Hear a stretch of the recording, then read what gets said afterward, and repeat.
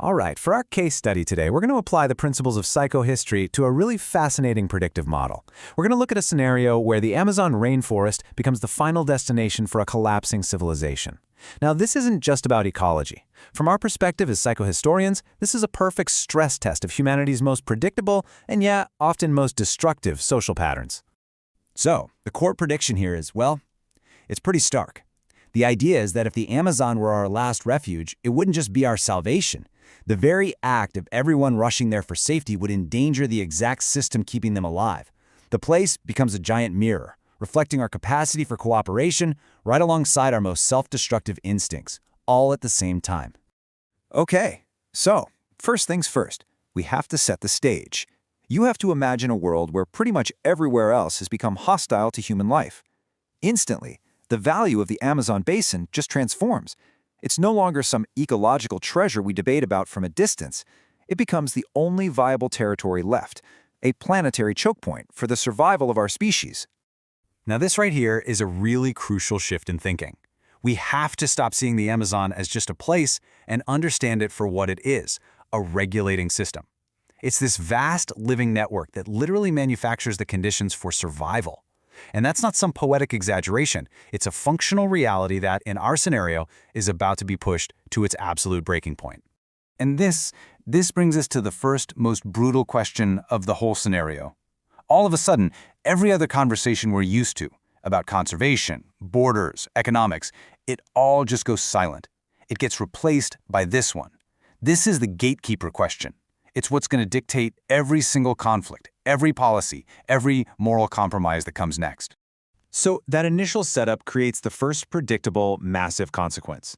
In systems analysis, we'd call this a first-order shock. It's the direct, immediate domino that falls. And in this case, that shock is a migration so enormous, it basically redefines the word.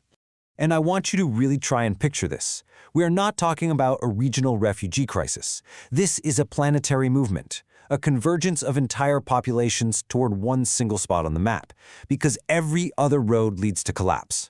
From a psychohistorical view, this creates this immense gravitational pull, warping every global priority around this one location. Of course, psychohistory tells us, time and time again, that humanity doesn't arrive at the future on equal footing. This is the inevitable fracture. On one side, you have the wealthy arrival, organized, legal, with private security and secured compounds. And on the other side, well, that's the mass arrival. Everyone else, forced into dangerous, desperate, informal channels. Survival becomes a product, and your access to it is brutally divided by class. The moment people arrive, the crisis of movement turns into a cascade of logistical nightmares. See, there's this fundamental misunderstanding. A rainforest is not a giant supermarket. It can't just support billions of people overnight.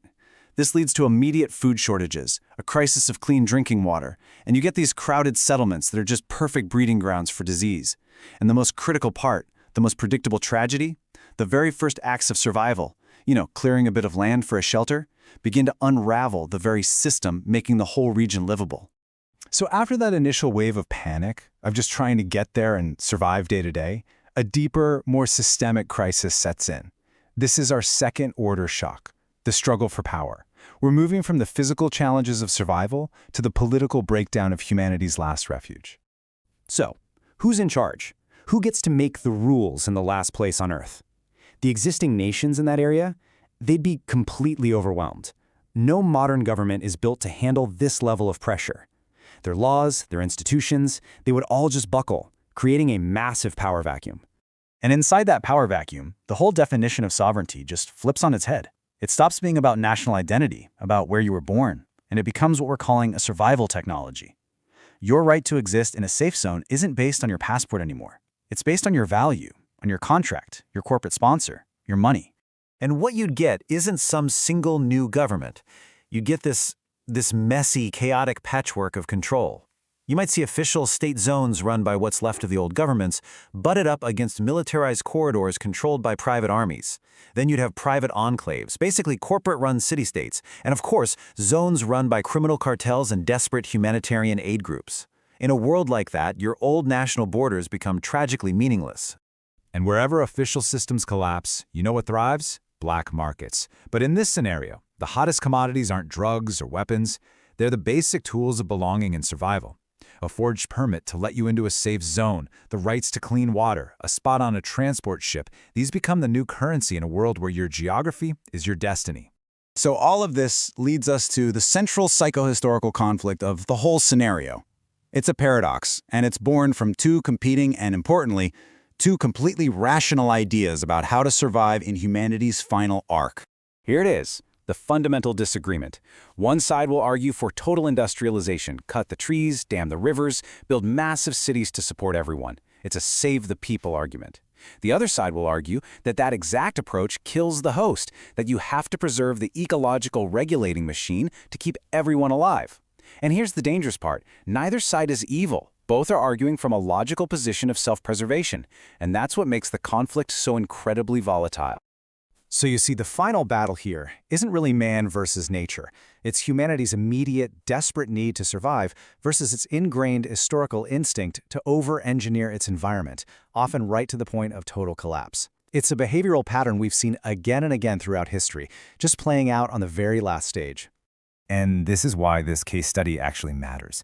This isn't just some science fiction story. It's an extreme mirror held up to our world right now. In 1,000 smaller ways, every single day, we already treat the complex systems that keep us alive, our oceans, our atmosphere, as if they're just infinite resources to be endlessly exploited. This quote really just says it all, doesn't it? A life support system, whether it's a whole planet or a rainforest, has a breaking point.